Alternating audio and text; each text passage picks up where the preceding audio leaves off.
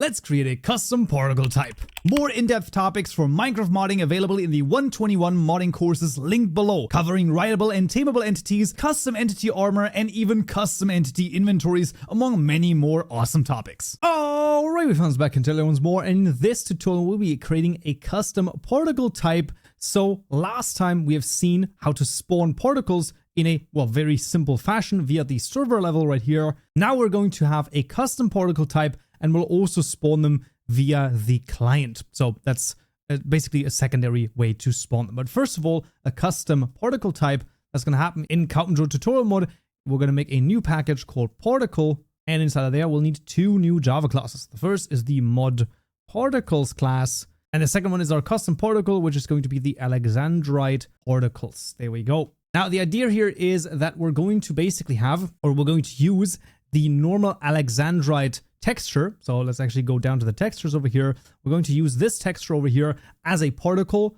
Obviously, this is just for demonstration purposes. You can use any texture you want. You can make a new texture and have that. And we're going to see that in just a second. But let's first of all start here in the Alexandrite particles class. This will extend from the texture sheet particle class. I'm going to hover over this, implement the getRenderType method. Hover over this again, create constructor matching super, and we're going to choose the second one over here. And we also want to change this up a little bit. After the PZ over here, we actually want to add another thing, and that is going to be the sprite set. Over here, we're going to just call this the sprite set. And then inside of the constructor, we can do all sorts of different things. So last time I explained that certain particles have some properties. So for example, what we can do is we can click on this Control H to see the hierarchy over here. And then you can see all of the different particles that exist. So for example, the crit particles over here, you can see they have certain friction, they have gravity, there's some lifetime. So you can definitely see that these are basically sort of the normal properties that are already sort of in there, baked into those particles. Highly recommended to take a look at those for like from vanilla to basically see what the frick you can do. Now in here, well, let's say just we're going to set a friction over here. Let's say, I don't know, like 80% or something like that.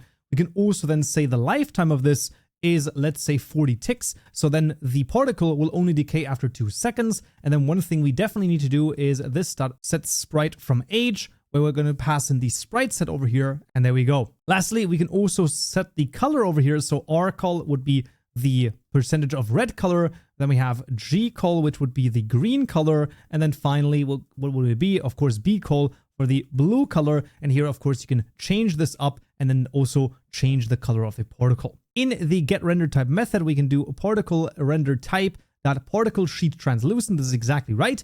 And then we also need a static class within this class. That's going to be a public static class, actually, provider. We're going to call this provider, which will implement the particle provider of type simple particle type, because in this case, it's going to be a simple particle type that we're going to create. And this particular class is going to look kind of like this. We're going to simply add a private final sprite set. I'm going to call this sprite set. Then we're going to hover over the class to implement the create particle method. Then we're going to hover over the sprite set, add constructor parameter.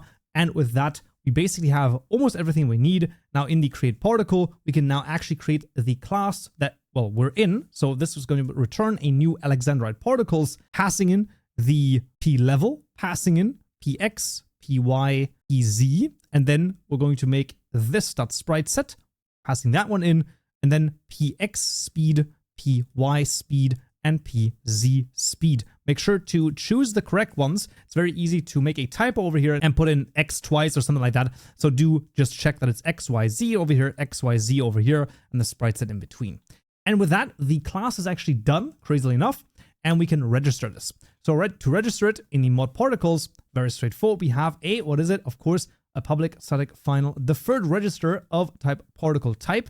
This is the particle type. And this is of type question mark. I'm going to call this particle underscore types equal to a deferred register.create.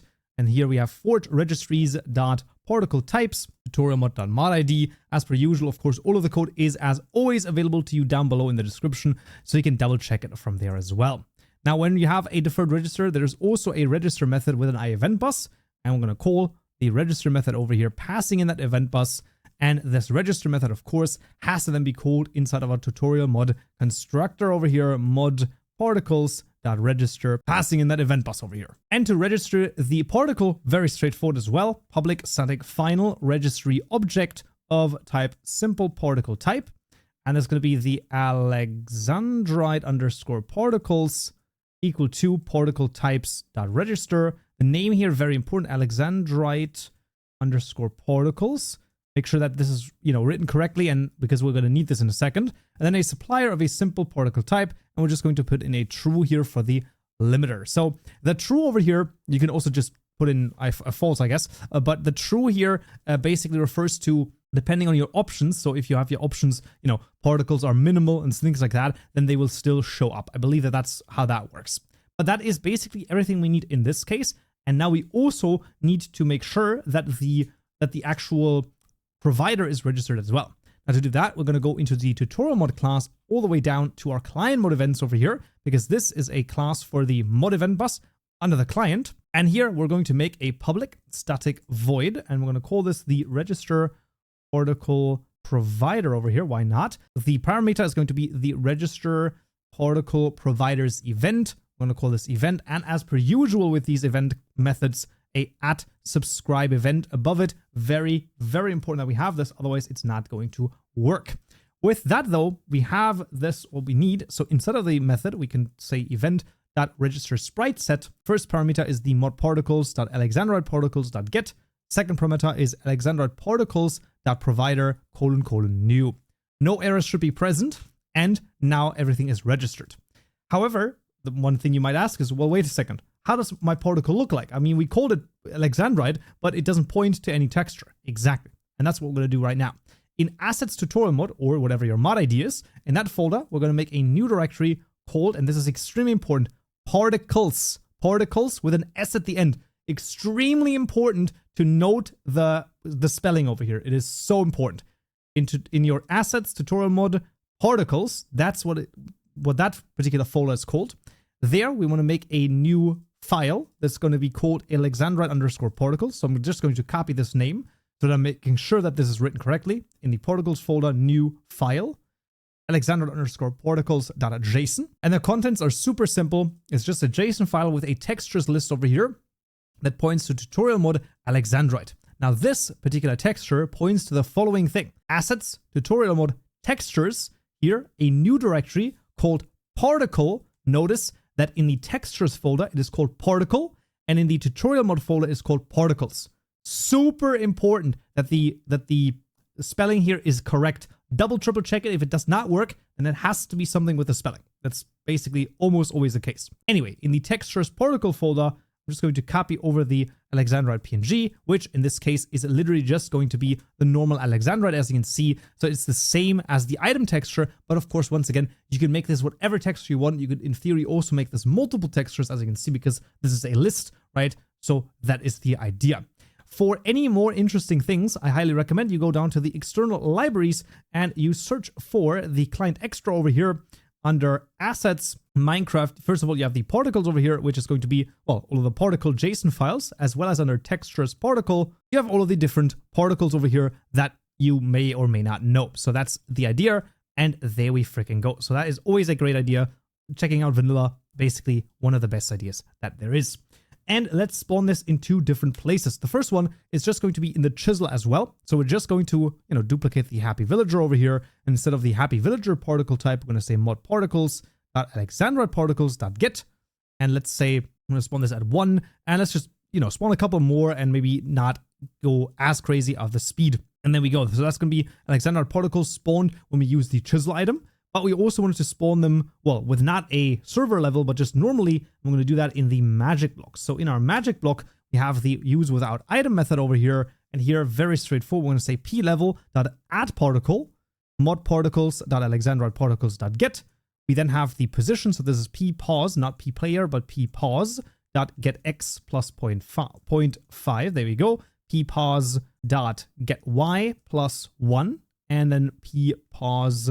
And that's going to be .get z or z with a 0.5 as well. And then the speed is going to be, let's say, 1 on the y.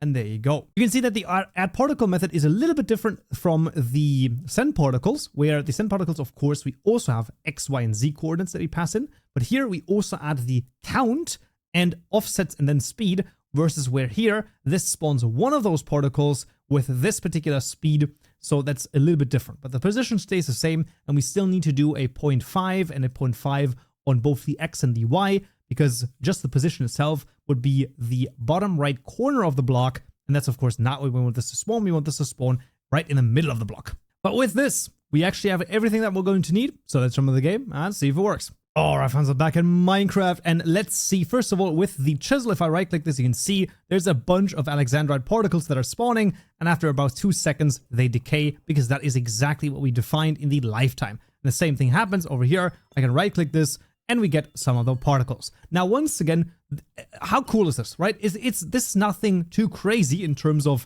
you know, adding this to the code, but just this simple thing, that might just level up your game or your mod quite significantly. So with that, that is custom particle types added to Minecraft. Awesome. And as always, the code is all available to you down below, but that's going to be it for this tutorial right here. Next time in this video, we'll talk about modifying vanilla loot tables. Hope to see you there. So, yeah.